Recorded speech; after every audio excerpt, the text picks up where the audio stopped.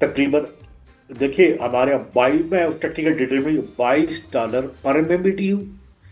आप उसको सार्फ को देंगे जो 50 एमएमबीटीयू इस्तेमाल करता है, उसको देंगे आप 400 में, तो बताए नुकसान कौन करेगा? इसी वजह से अभी गैस का जो सर्कुलर डेट है 3800 अरब है। लेकिन आप जैसे जो बड़े कीन एंकर है और जो सुनने वाले हैं, एक बात बताना चाहूं, अगर आज भी अच्छे मैनेजर ले हैं तो पाकिस्तान में आईएमएफ की कंडीशन भी पूरी हो जाएगी। और उससे ज्यादा बड़ी अच्छी आपने बात है, सारफ जो स्पेशली हमारी इंडस्ट्री है, देखिए हमारी एक्सपोर्ट कम हो रही है, एनर्जी कास्ट से आता है। हमारे लोगों का बिल देखे अब एलपीजी और जो सुई गैस है उसमें कोई फर्क नहीं रहा।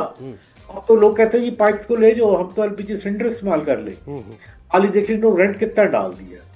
ये ऐसे लग रहा है कि एक सिंपल लगता है को क्लरिकल माइंड्स के लोग हमारे यहाँ बैठे हुए हैं कि जो वो कहते हैं ये टैक्स लगा दो, ये कर दो, ये प्राइस बढ़ा दो, ये काम कर दो, जैसे उनका क्रॉस सब्सिडी। सर मुझे बताइए ये जो इकदाम है इससे असर क्या पड़ने वाला है? यानी कि मैं जो इसको देख रहा हूं कि ठीक है गरीब तबका है उसको आप सब्सिडी देंगे, एक तो प्रॉब्लम यह है कि इसका मैकेनिज्म क्या होगा?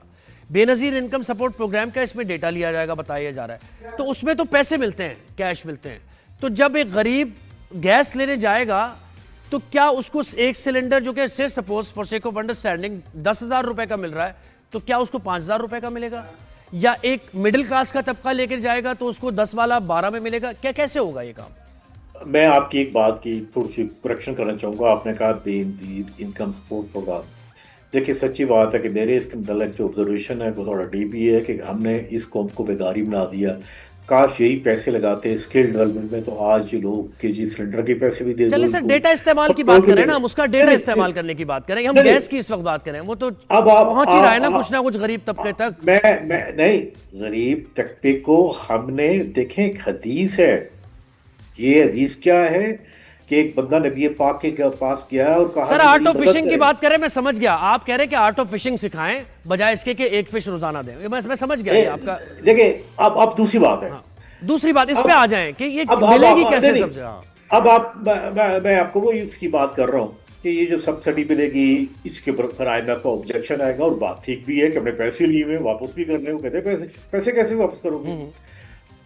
असल इशू ये है कि इस एलपीजी और गैस की अगर हम आज भी एक अच्छी मैनेजमेंट आए तो मैं आपको कह सकता हूँ कि जैसे मैंने पहले कहा कि एक प्रपोजल शहबाज शरीफ और परवेज बल्ला के पास पड़ी 6 महीने हो गए। वो तो आप बता भी नहीं रहे ना, वो छोड़े, उस बात को छोड़े, वक्त हमारा।